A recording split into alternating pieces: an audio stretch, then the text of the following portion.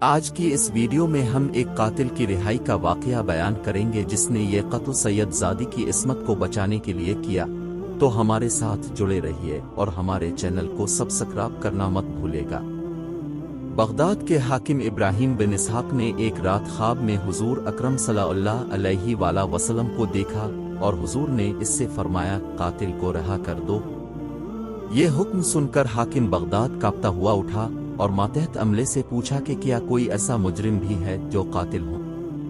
انہوں نے بتایا کہ ہاں ایسا شخص بھی ہے جس پر الزام قتل ہے۔ حاکم بغداد نے کہا اسے میرے سامنے لاؤ، چنانچہ اسے لایا گیا۔ حاکم بغداد نے پوچھا کہ سچ سچ بتاؤ واقعہ کیا ہے؟ اس نے کہا سچ کہوں گا، جھوٹ ہرگز نہ بولوں گا۔ بات یہ ہوئی کہ ہم چند آدمی مل کر عیاشی و بدماشی کیا کرتے تھے۔ ایک بوڑھی عورت کو ہم نے مقرر کر رکھا تھا جو ہر رات کسی بہانے سے کوئی نہ کوئی عورت لے آتی تھی۔ ایک رات وہ ایک ایسی عورت کو لائی جس نے میری دنیا میں انقلاب برپا کر دیا۔ بات یہ ہوئی کہ وہ نورد عورت جب ہمارے سامنے آئی تو چیخ مار کر بے ہوش ہو کر گر گئی۔ میں نے اسے اٹھا کر ایک دوسرے کمرے میں لا کر اسے ہوش میں لانے کی کوشش کی، اور جب وہ ہوش میں آ گئی تو اس سے چیخنے اور بے ہوش ہونے کی وجہ پوچھی۔ وہ بولی، اے نوجوان میرے حق میں اللہ سے ڈر، پھر کہتی ہوں کہ اللہ سے ڈر، یہ بڑھیا تو مجھے بہانے ہی بہانے سے اس جگہ لے آئی۔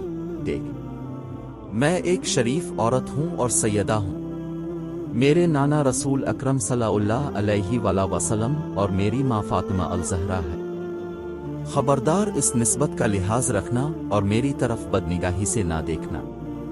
میں نے جب اس پاک عورت سے جو سیدہ تھی یہ بات سنی تو لرز گیا اور اپنے دوستوں کے پاس آ کر انہیں حقیقت حال سے آگاہ کیا اور کہا کہ اگر عاقبت کی خیر چاہتے ہو تو اس خاتون کی بے ادبی نہ ہونے پائے۔ میرے دوستوں نے میرے اس واز سے یہ سمجھا کہ شاید میں ان کو ہٹا کر خود تنہا یہ ارتکاب گناہ کرنا چاہتا ہوں اور ان سے دھوکہ کر رہا ہوں۔ اس خیال سے وہ مجھ سے لڑنے پر آمادہ ہو گئے۔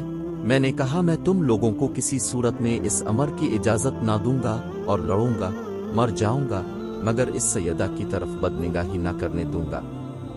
چنانچہ وہ مجھ پر جھپٹ پڑے، مجھے ان کے حملے سے ایک زخم بھی آ گیا، اور اسی اثنا میں ایک شخص جو اس سیدہ کے کمرے کی طرف جانا چاہتا تھا مجھ پر حملہ اور ہوا تو میں نے اس پر چھری سے حملہ کر دیا اور اسے مار ڈالا۔ پھر سیدہ کو اپنی حفاظت میں لے کر باہر نکالا تو شور مچ گیا، چھری میرے ہاتھ میں تھی، میں پکڑا گیا۔ حاکم بغداد نے کہا جاؤ، تمہیں رسول اکرم صلی اللہ علیہ وآلہ وسلم کے حکم سے رہا کیا جاتا ہے۔